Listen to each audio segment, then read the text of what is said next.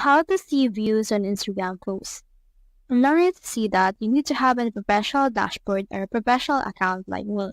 In order to get your professional account, click on these three lines right here, and then scroll down until you can see this creator tools and controls.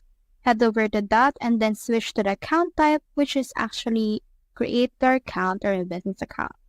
Once you have switched to that, you should be able to see in here this professional dashboard.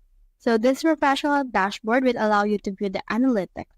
So for example, for this post that we have right here, you can see this.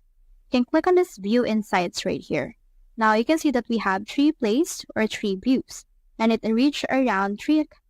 So that means that I have 3 views right here on this particular post.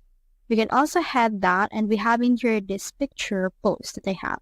Click on this view insight, and you can see that this particular post right here has no views yet. You can see the 0 right here.